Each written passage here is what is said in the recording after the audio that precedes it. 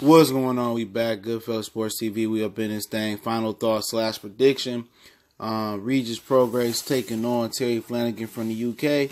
You may have seen Terry Flanagan fight last time for a vacant 140-pound title versus Mighty Maurice Hooker from Dallas, Texas. And, he came up short. Hooker went across the pond and snatched the strap from him. That was Flanagan's first loss. Flanagan had moved up from 135 to 140 and instantly became the mandatory through WBO rules. Good, solid fighter. You know what I'm saying? Y'all know how we do the final thoughts. It's kind of a mix between, the weigh-in and my last 2 cents on the fight. But I didn't do a prediction video for this fight, so let's talk about it. Regis Prograis out of New Orleans, not fighting out of Houston. Terry Flanagan out of Manchester, over in the UK. Flanagan came in at 139.3. Regis Prograis came in at 139.8. Both look ready for war. Regis Prograis had a little bit of trouble making weight a couple fights ago versus Julius Ndongo. Had to come back to the scales and reweigh in. This time he left no doubt. No championship belt on the line, I think. Prograis is a secondary champion, intern belt or diamond belt, to Jose Ramirez real championship belt. But basically, in my mind, it's not a title fight. Both guys are, pretty good. I don't think neither one of them is gonna light the world on fire. But I do like Prograis. I like his potential. Fast hands, explosive fighter, big puncher, smart fighter. A lot of people don't realize that he is 29 years old. He made his debut in 2012. He had the hard way coming up. Doesn't have anybody flamboyant on his resume. Beat Julius Ndongo.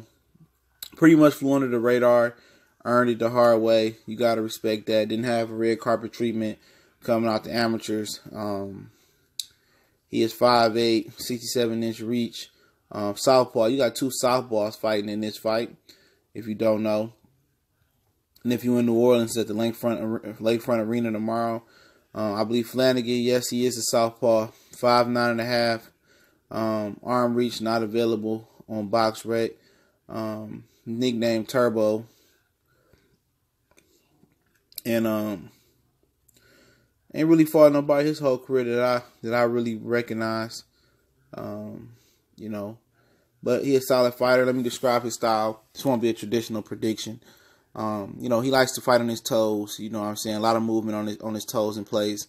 Then he like to come in and just throw combinations. That's pretty much his game. Him being a southpaw, I guess he felt like he gave him an advantage over orthodox fighters. And he bounced on his toes, bounce.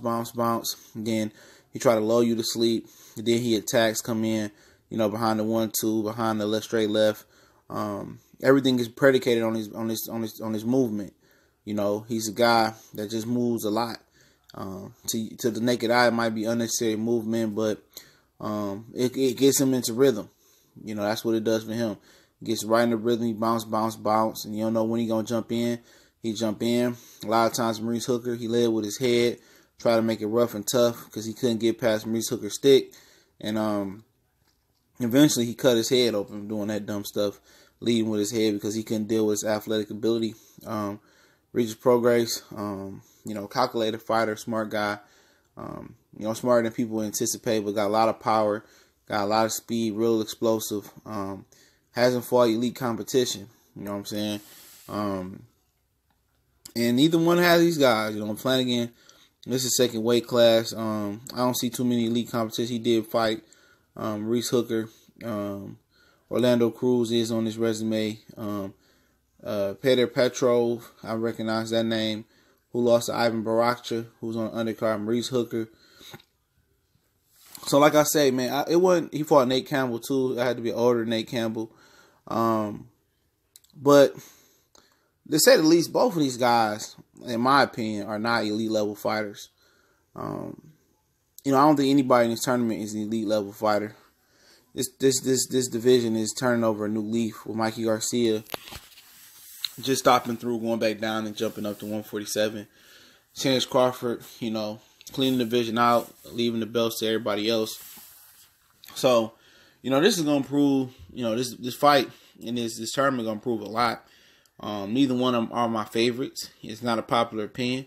I'm a favorite of Josh Taylor. And the Ryan Martin fight, I think the winner of that fight produces the champion, produces the winner of this tournament. But I could be wrong. Regis Prograis is special. A lot of power. Only guy that's as accomplished as him in the amateurs is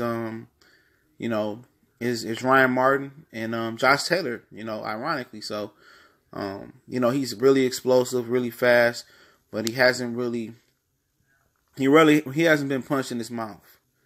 We see him give it, but we ain't seen him take it. We ain't seen him in the war. We ain't seen him have to dig deep. So it's questions there, and you look at it, he's 29 years old. So at 29 years old, why are you just not stepping up in your career? It could be promotional issues, lack of notoriety. Could be an abundance of things. Flanagan is 29 as well. So, Prograis is the number 1 seed. I believe Prograis' explosiveness, his speed, his power will be too much. Flanagan is a tough character. He's never been stopped before. So there's something to accomplish for Regis Prograis. I think Prograis is going to have to work the body, work the head. And when Flanagan work rate drop off, and he no longer can bounce on his toes no more, he becomes just stationary. He is sitting duck. It's curtains for him. He ain't the same fighter. Maurice Hooker proved that. And I believe I'm gonna ride with Prograis to knock him out in about the 8th round. I think Flanagan is gonna take a round. Flanagan is a savvy vet. He know how to roll some punches. He will survive a long time. But I wouldn't rule out an upset. I think it's a 20% chance that Flanagan win this fight. I know that's light, but there's a lot of people giving him no chance. You know what I'm saying? I think he's worth the 20% chance for an upset. I wouldn't bet my money on it because I expect Regis Prograis to have some more ups than downs in this fight. I think Flanagan movement. I know Flanagan might put a couple rounds in the bank early. I think Prograis will adjust 2 southpaws. I think Prograis is gonna knock his power out by the 8th round. This is coming on the Zone tomorrow. So the Zone is no longer free. The free trial is up if you had your month. But you can catch it, other ways, on other sources that I won't say in the video. Like I said, I'm not paying for the Zone, nothing. Not right. I'm not paying for the Zone as long as Eddie Hearn is a part of it. I'm not paying for it so long as it got subpar boxing. I'm not paying for it at all. That might change. Shit changes, but just right now I'm not paying for it. But I do think this is a wonderful thing the World Boxing Super Series is doing. I think it's another great fight. I think Flanagan is more than a worthy opponent. And like it or not, Flanagan is a step up opponent, another step up opponent. I think he may be a level below Julius Ndongo in some people's opinion.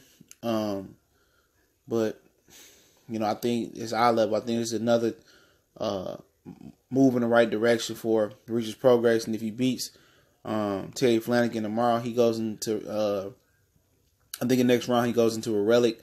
Relic is a Super WA champion, so Regis Prograis will have an opportunity to grab his first real world title in the 2nd round. Relic ain't no hoe. He can fight. He tough. That's not a gimme fight for him.